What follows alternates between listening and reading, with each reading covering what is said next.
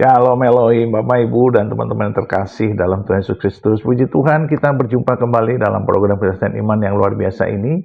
Dan saya selalu merindukan Bapak Ibu sehat ya, bahagia dan dalam perlindungan Tuhan yang sempurna dan menjadi berkat yang besar bagi banyak orang.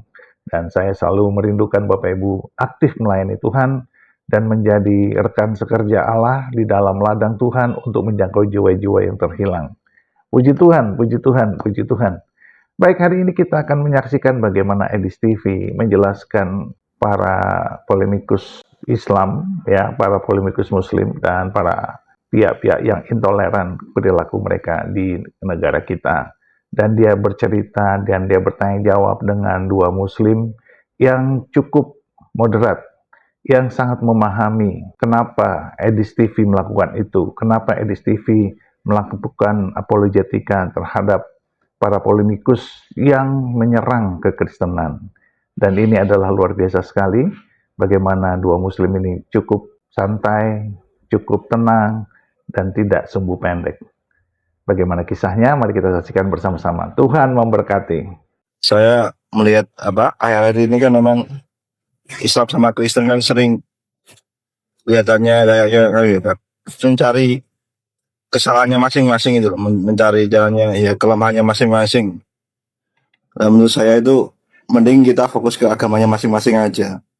Kalau menurut saya jangan membahas ibaratnya yang namanya udah keyakinanmu ya keyakinanmu, nggak usah diungkit-ungkit lagi gitu loh. Menurut saya seperti itu sih Bang.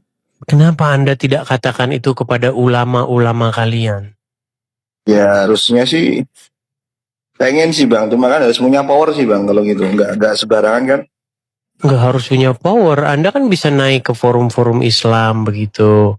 Bilang sama mereka, Yes. supaya kita jangan bahas-bahas agama Kristen. Nanti kalau agama kita dibahas, nanti kita marah, lapor polisi, kan gitu. Coba Anda, saya tanya dulu jujur. Selama Anda jadi orang Islam, pernah tidak Anda mendengar ulama-ulama, ustadz-ustadz, pemuka-pemuka agama Islam bahas agama Kristen? Pernah sih Bang, tapi enggak, itu tertentu aja sih menurut saya, yang mungkin yang garis-garis keras aja. Kalau yang Islam-Islam yang seperti dia Islamnya sesungguhnya ya enggak bakal bahas-bahas agama lain. Tergantung Islam yang orang-orangnya juga.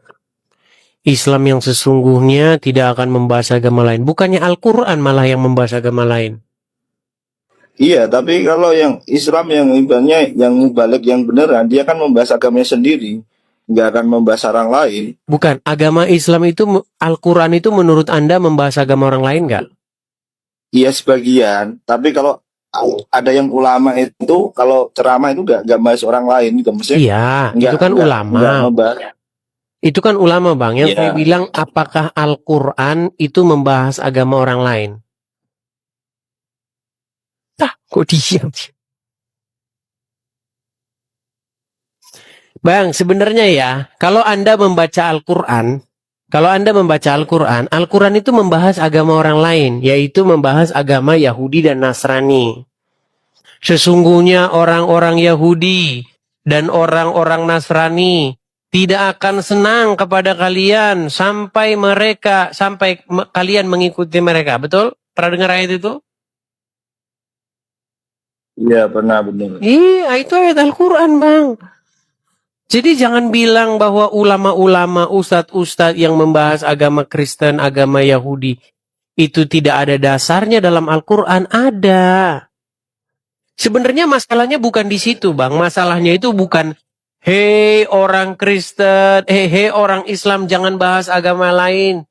Hei orang Kristen jangan bahas agama Islam. Masalahnya bukan di situ. Masalahnya di sini biar abang tahu. Kalau ada orang Kristen menanggapi orang Islam yang membahas agama Kristen, orang Islam jangan lapor polisi. Orang Islam jangan mempersekusi. Karena orang Kristen bahas agama Islam itu sebagai sebuah respon, sebagai sebuah tanggapan atas pernyataan-pernyataan Al-Quran. Misal nih, pernyataan Al-Quran yang paling terkenal. Wa ma qataluhu, mereka tidak menyalibkannya. Wa ma salabuhu, dan mereka tidak membunuhnya dan tidak menyalibkannya. Akan tetapi yang diserupakan. Nah, itu kan akhirnya abang pun percaya itu kan? Iya kan? Betul nggak? Abang percaya itu nggak? Iya. Dan akhirnya itu Iya, percaya. pasti berbenturan dengan imannya orang Kristen. Ketika kalian Muslim mengatakan Yesus itu tidak disalibkan, saudaraku Kristen, yang disalibkan itu adalah orang yang diserupakan. Nah, kami orang Kristen kan jawab. Wahai Muslim, kok bisa kamu katakan yang disalibkan itu bukan Yesus? Lalu siapa? Pokoknya bukan. Tetapi yang diserupakan. Maksudnya gimana? Yang diserupakan gimana? Ya diserupakan. Ada wajah orang lain diserupakan. Nah, akhirnya kan terjadi sebuah dialog, terjadi sebuah perdebatan. Sebenarnya nggak masalah gitu loh. Yang jadi masalah Iya. itu, kok bisa orang Kristen itu, Iya. orang Islam kalau di debat tuh langsung ngamuk, marah, mempersekusi, datangin rumahnya rame-rame. Nah, kelakuan buruk orang Islam tuh kayak gitu, Bang. Itu yang saya sampaikan. Iya, yang penting kan Makasih dia Bang mungkin yang Ceki, paling makasih banyak. Ceki. Gimana Bang? Mayoritas Islam mungkin paling banyak. Makanya dia berani seperti itu. Menurut saya seperti itu. Iya, makanya itu yang saya didik gitu loh. Ya, yang saya utarakan tuh itu. Kita ini juga mengimani sesuatu yang menurut kita benar, menurut Anda benar. Ya, kita diskusikan nih. Bila perlu kita debatkan. Tapi yang terjadi apa ketika Islam dan Kristen debat? Itu tadi yang saya bilang. Didatangi rumahnya, dipersekusi, dirusak rumahnya. Itulah kelakuan orang Islam. Makanya saya bilang, orang Islam nggak mampu, Bang, untuk debat itu orang Islam nggak mampu. Berkali-kali dilakukan diskusi lintas agama yang keluar dari mulut orang Muslim itu seperti itu. Halal darahmu. Boleh kamu dibunuh. Apa? Seperti itu. Saya mau menjelaskan dari yang jenengan tadi. Kalau sepengetahuan saya, itu Yesus itu emang ya kalau ya menurut Islam ya itu emang ditarik ke langit. Habis itu diganti orang lalu menyerupai Yesus. Habis itu disalib. Ya gitu. Oke. Kalau di Al-Quran itu seperti itu. Jadi Baik. yang menyerupai Yesus itu diturunkan, terus habis itu yang dibawa ke langit, Oke, ditaruh baik. ke atas gitu. Nah, bolehkah Saya tahu keyakinan? Oke, boleh nggak keyakinan Anda itu saya bantah? Atau kita argue di sini, kita melakukan adu argumentasi, boleh nggak? Untuk membuktikan Boleh bahwa saja. statement Anda itu benar. Boleh. Baik. Kalau begitu, berarti banyak orang yang tertipu karena mengira itu Yesus, padahal sesungguhnya orang yang diserupakan wajahnya menjadi Yesus. Betul nggak? Iya.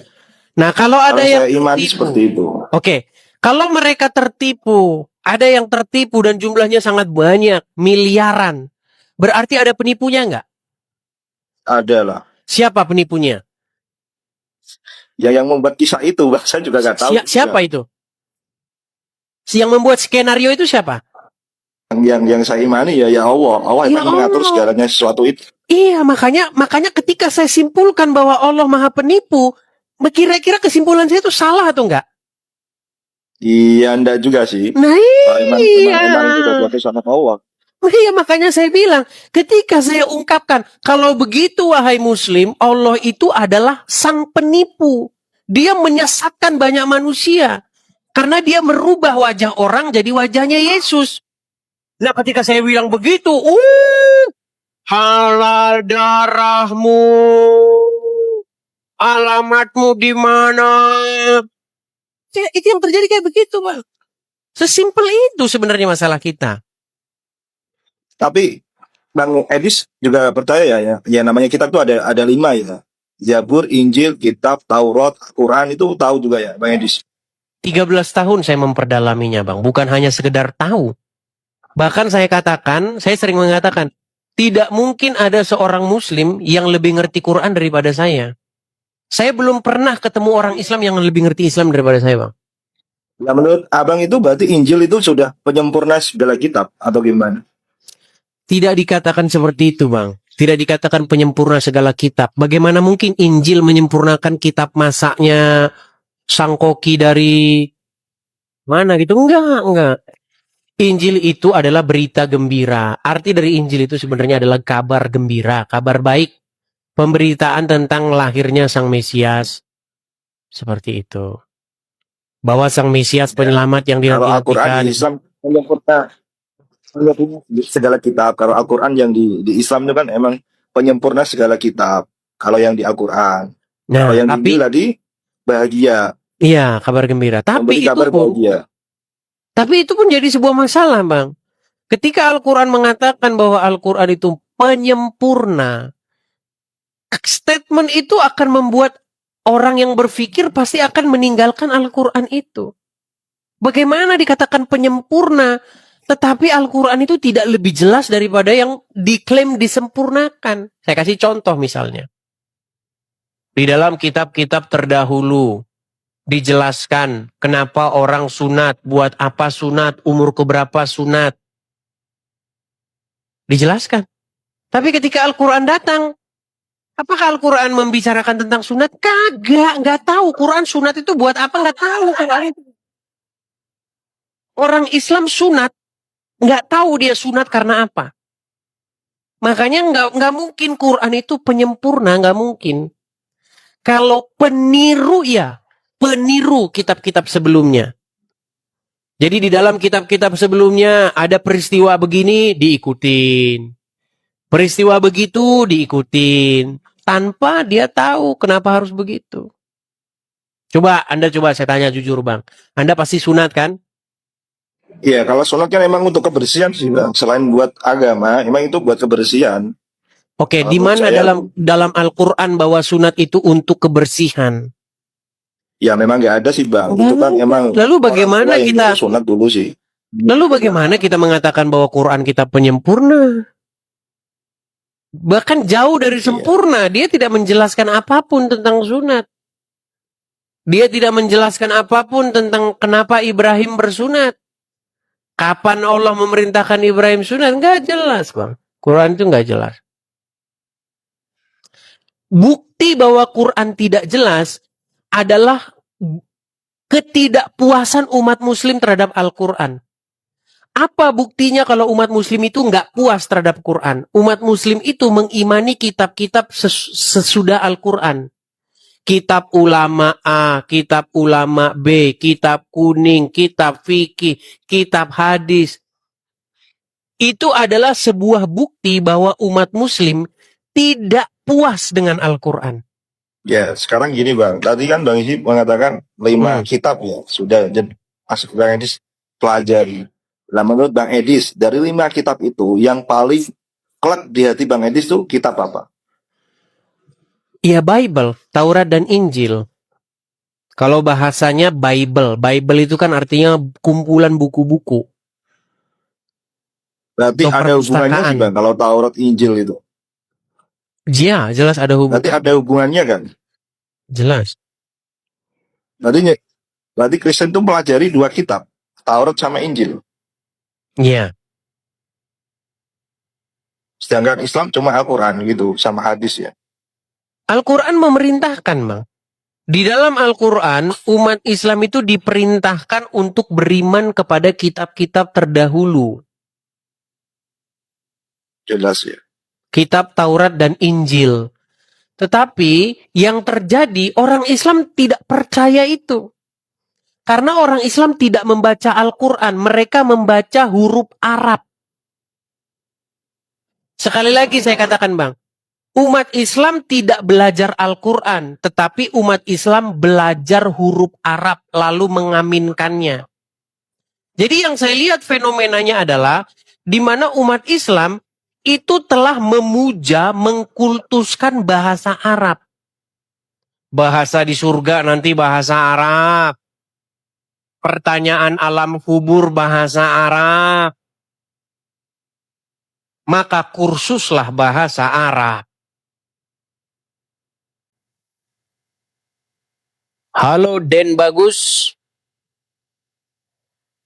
Halo Bang. Ya, silakan Bang. Halo, Nyalakan kamera Anda. Halo Bang. Ya, silakan Bang. Nyalakan kamera Bang. Halo. Halo, Halo, Bang. saya dengar Bang. Silakan nyalakan kamera. Undang dulu Bang. Oke, baik. Sudah saya kirimkan tuh permintaan. Oke. Iya, Muslim Bang. Halo. Di KTP sih masih. Di KTP masih. Maksudnya gimana nih? Ya itu Bang yang kata saya tadi malam, ingat nggak? Lupa saya Bang. Yang nggak sholat Jumat 3 kali itu hukumnya apa itu Pak? Oh, ini yang nyupir, yang gelap-gelap itu. Oke, ya. Gimana? Anda di KTP masih tertulis Islam. Ya, Sudah berapa tahun? ya dari lahir Bang, kan diajarinya begitu Bang. Oke, kita tes dulu Bang. Nanti jangan-jangan Anda ngaku-ngaku. Coba Oh, kalau silakan. Anda benar-benar Islam, coba Bang. Anda pasti pernah sholat kan seumur hidup kan? Ya, pernah lah Bang. Oke, coba silakan bacaan sholat atau apa, silakan. Usolli fardhu maghrib salah rakaat mustaqbilal qiblati ada lillahi ta'ala. Sah.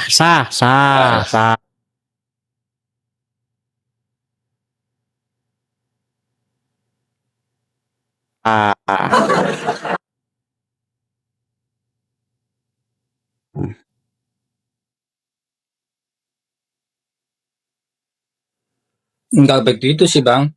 Terus? Ya, nggak saya sering nonton abang ini kok. Abang ini kan pakai data, sedangkan lawan-lawan abang ini kadang-kadang nggak pakai data gitu. Paham kan? Paham. Ketika saya paparkan dalil-dalilnya ada di Quran, ada di hadis, kemudian lawan bicara saya modalnya urat leher doang ya dan halusinasi.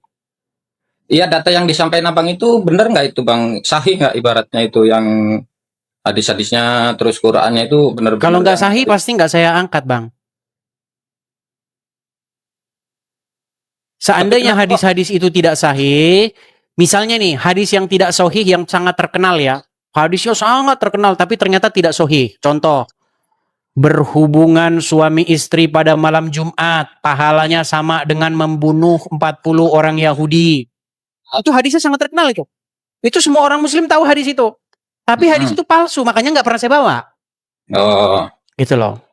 Makanya sebelum saya angkat, pasti saya melakukan sebuah kajian yang mendalam dulu. Saya minta lihat pendapat ulama ini, mazhab ini pendapatnya apa, baru saya angkat. Nggak mungkin barang itu saya angkat ke permukaan tanpa saya periksa dulu, Pak. Itu nanti merusak reputasi saya, gitu. maaf. Dulunya abang ini gimana ini? Tadinya pertama-tamanya pendebat atau gimana ceritanya? Saya kan belum tahu. Ya, gini Bang. Tadinya saya itu nonton orang-orang Islam yang membahas Kristen. Dulu sekali, sekitar tahun 2012-an kurang lebih ya. Saya itu pernah nonton YouTube. Nah, di YouTube itu ada seorang mualaf namanya Irene Handono.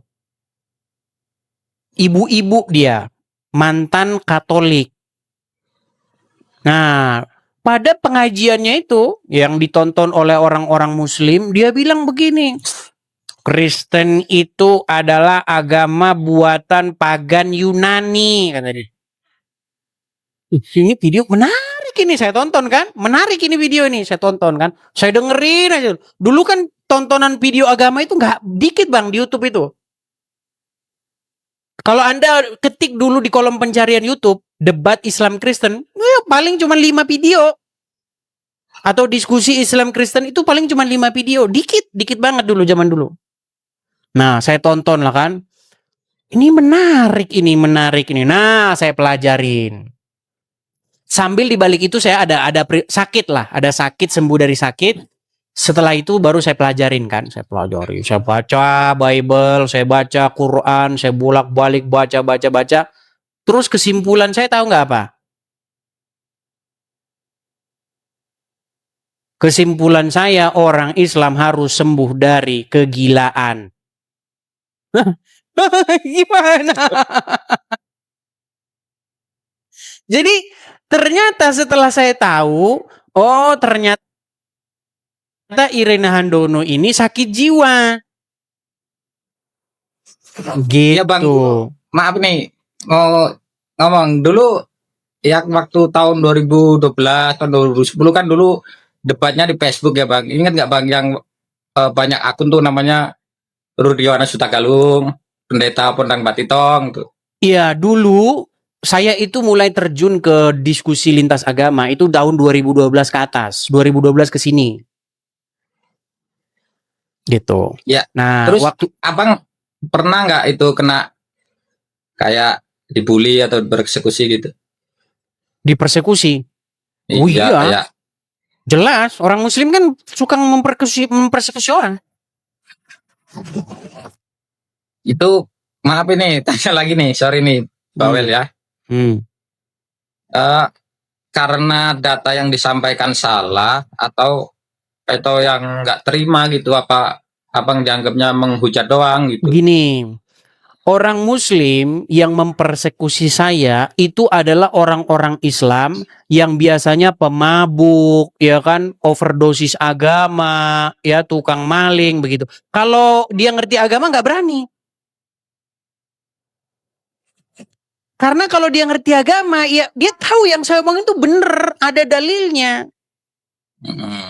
Cuman kebanyakan orang Islam itu nggak ngerti agama Islam itu apa. Hanya ikut-ikutan saja beragama. Jadi ketika saya memaparkan sebuah fakta-fakta dalam agama Islam, mereka mengira saya menghujat, padahal enggak.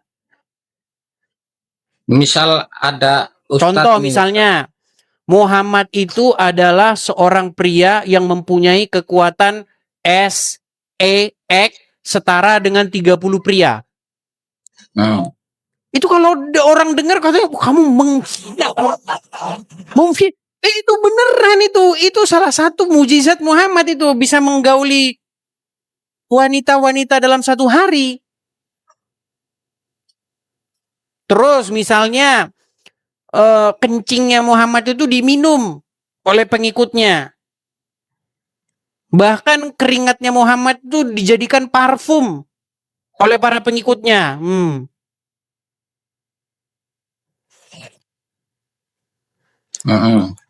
Tuh. Dan banyak hal-hal lain begitu. Saya katakan juga, Quran, ada ayat-ayat Quran yang isinya itu merupakan hasil persekongkolan Umar dan Muhammad. Ya, yang kayak berhijab gitu kan kata abang tuh emang ada. Ya banyak hal. Nah, kan ketika saya utarakan itu, orang-orang Islam awam yang nggak tahu bahwa itu benar, langsung mempersekusi saya. Ketika saya bilang Muhammad pernah mau mencoba bunuh diri, langsung disangkain saya menghina. Padahal itu ada semua dalilnya. Begitu.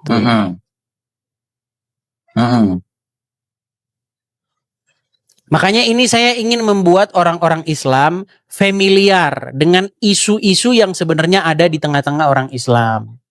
Begitu.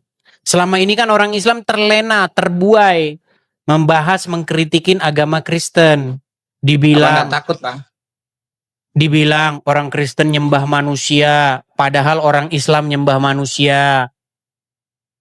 Dibilang orang Kristen menuhankan Yesus, padahal orang Islam menuhankan Muhammad. Gitu bang. Ya, emang apa nggak takut bang? Iya, mau gimana? Namanya pilihan. Gimana? Nah? Namanya pilihan. Artinya gini, selama ini kan orang-orang Islam ini begitu bebas dan leluasanya membahas agama Kristen. Karena mungkin itu bang, karena banyak mungkin bang mayoritas. Ya karena mayoritas. Makanya kan sebenarnya ya mungkin banyak juga orang kan yang tahu gitu sebenarnya, banyak yang tahu, banyak yang ini, cuman kan nggak mau ngomong, diem Iya, gitu. karena Kayak, takut. kayak saya misalnya saya tanya, Pak Ustadz, begini begini begini, bukannya dijawab mungkin malah diancam bang gitu. Makanya, Nah itu, makanya itu. wah kamu udah kafirmu, udah murtad, jangan pelajarin Quran, nanti kamu murtad gitu. Wah, lo kafir lo mau tanya begitu gitu. Padahal kita kan Ya. tanya secara logika. Betul, Jadi betul. Karena di dalam kita agama mau Islam, karena saya pernah bilang begini, Bang. Seandainya undang-undang penistaan agama itu dihapus, dicabut, sehingga orang itu leluasa berhak mengeluarkan pendapatnya tentang agama, mengeluarkan pikirannya tentang agama Islam.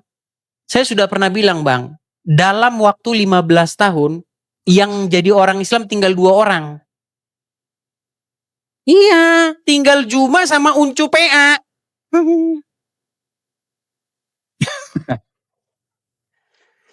Jadi yang itulah. melindungi atau yang membuat Islam masih tetap eksis, masih tetap bisa berada di dalam negara, itu adalah undang-undang penistaan agama.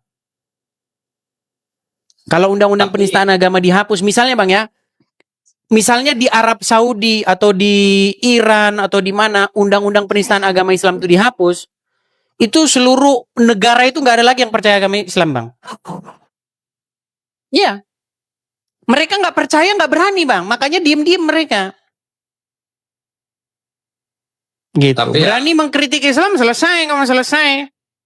Berani mempertanyakan Islam, mau selesai kamu. ya makanya itu karena mayoritas gitu loh. Mungkin kalau dibalik gimana bang? Misalnya dibalik bang, yang muslimnya minoritas gitu, mungkin sama juga bang, mungkin bang. Kayak di daerah Ya, tetapi timur begini. sana. Ya, memang kita tidak memungkiri ya bahwa itu semacam sebuah pola. Nah, Sebuah pola bahwa biasanya yang mayoritas itu cenderung menganiaya yang minoritas. Itu saya akui itu terjadi di mana-mana pun. Nah, tetapi ini yang mau saya budayakan nih, supaya itu tidak terjadi lagi begitu loh. Kalau orang Islam boleh bahas agama Kristen, maka orang Kristen tuh boleh bahas agama Islam. Sebaliknya gitu loh. ya mungkin kalau 50-50 bisa bang. Kalau penduduknya 50-50 bisa. Iya, makanya ini yang saya budayakan, Bang. Orang-orang Islam tuh saya ajarin supaya kalian itu jangan bisanya bahas agama Kristen. Kalau dibahas agama kalian langsung marah-marah, itu loh, Bang. Seperti itu. Ya itu yang fanatik mungkin bang. Wah, semua Kalau gitu, yang Bang. fanatik iya. Hampir semua begitu. Tapi abang nggak takut ini memperpecah belah kerukunan umat beragama ini di sini? Nah, Karena saya bang di luar herannya negeri. itu juga yang menjadi keheranan saya, Bang. Kalau orang Islam bahas agama Kristen, nggak ada orang ngomong memperbelah kerukunan. Ini memecah belah persatuan ini. Tapi kalau sebaliknya, masa langsung memecah belah persatuan? Jangan begitulah. Masa orang Islam bahas Kristen, nggak ada yang bilang memecah belah persatuan. Sementara kalau Kristen bahas Islam, langsung dibilang memecah belah persatuan. Gitu. Kan udah banyak tuh bang kasus berantem itu dulu itu tahun 2000-an itu di timur itu kan banyak berantem itu. Dulu malah Wah, nggak ada media sosial, Bang. Dulu nggak ada bukan seperti yang ini media sosialnya. dulu konflik itu loh bang, takutnya begitu bang. Ya, makanya di sini saya didik supaya orang-orang itu menjadi dewasa. Jadi yang berperang itu ini loh. Gagasan argumen kita yang berperang, bukan fisik kita. Itu sama kok, Bang, dengan debat capres, debat politik. Itu sama. Debat partai, misalnya visi misi partai A dengan visi misi partai B, dua-duanya Iya, punya ini. Itu saja yang diperdebatkan kalau argumen. debatnya mah saya udah dari dulu bang, dari zaman Rudi Yohanes Sutagalung RYH itu sama Pendeta Pondang Batitong segala banyak lah. Iya, Itu yang ingin saya utarakan begini, kenapa kok harus adu fisik? Berarti kan yang adu-adu fisik itu adalah orang-orang yang mohon maaf ya bodoh begitu. Oke Karena lah, oke. apa? Karena kita ini memperdiskusikan sebuah mengemukakan argumen. Jadi lawan dengan argumen gitu. Kalau saya emang Ya. nggak punya data, jadi saya nggak bisa nyanggah lah gitu. Gimana? Ya. Abang pakai data, sedangkan saya mau ngeyel, lah data saya mana gitu kan? Nggak ada. Sedangkan abang kan pakai data, wah nggak bisa lah saya ini. Saya menyanggahnya. Gitu. Tapi intinya ini Anda ini mau keluar dari agama Islam atau bagaimana? Oh takut abang nanti proyek saya ngaco abang ini. Aduh, bacot saya. Ini dari keluarga pasti menentang, sedangkan nenek saya haji, ibu saya mau haji. Terus tetangga, saudara, lingkungan, kan nggak mungkin segitu. Tapi di hati kecil Anda gimana? Anda masih percaya Islam? Ya ikut yang lain aja lah gitu, ikut. Satu lagi nih sebelum turun nih. Iya. Hah? Iya silakan. Kan namanya Quran sama Bible itu kan kendala dari bahasa ya bang. Betul kan? Kendala maksudnya? Kendala di terjemahan. Terjemahan itu kan nggak sepenuhnya benar. Gitu kan. Terus harus ditafsirin. Nah, sedangkan kata abang Nabi Muhammad Rob. Maaf ini ya, bentar. Kata Muhammad Rob itu kan ya saya kurang tahu lah. Coba kalau tanya satu nih. Lord kan Yesus kan Lord ya di Bible-nya ya, Bible bahasa aslinya ya. Terus diterjemahinnya itu Tuhan apa Tuan gitu bang? Ya sama aja bang, Tuhan sama Tuhan itu sama aja. Enggak, maksudnya kan dulu tahun 60-an lah ya, tahun sebelum penjajahan kan bahasa Indonesia belum ada nih. Bahasa Indonesia Tuhan itu kan belum ada tuh bang. Iya. Adanya Tuhan, dewa. Tuhan. Jadi Tuhan apa Tuhan? Ya itulah makanya saya bilang kalau kita mengkaji bahasa sebenarnya Tuhan sama Tuhan itu ya sama aja. Hanya saja belakangan ini orang-orang berpikir bahwa itu dua kata yang berbeda. Kalau dulu sama itu bang, sama dengan tahu dengan tahu. Itu sama bang. Saya tidak tahu, saya tidak tahu, sama itu sebenarnya. Ya, cuman kan kalau dulu, sekarang tahu itu mengerti, tahu itu makanan. Begitu. Bahasa itu terus berubah bang, begitu. Iya, bahasanya maksudnya namanya kitab kan kitab bahasa asing itu ya. Kan susah itu kalau di misalnya di enkripsi lah gitu, ibarat kata canggihnya lah gitu. Kalau di enkripsi langsung kan susah, itu nggak ada kodenya. Makanya harus ditafsirin, harus pakai ilmu ini segala macam. Kalau kita pelajarin itu umur kita nggak cukup, kata Ustaz. Iya, tapi intinya saya sudah membaca, saya sudah meneliti keduanya. Saya punya pesan saja bahwa Al-Quran itu isinya itu banyak menjiplak dari Bible. Begitu. Dan itu diakui oleh para akademisi, diakui oleh para pakar-pakar yang meneliti dua kitab itu. Itu sesuatu yang tidak mungkin diingkari oleh orang yang telah membaca kedua buku itu.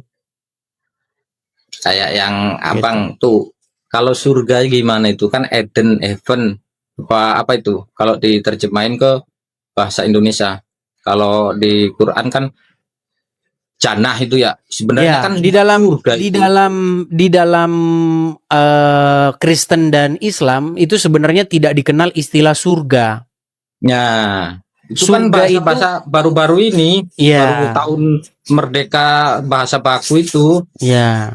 Jadi kalau dalam bahasa Ibraninya itu gan itu maksudnya taman.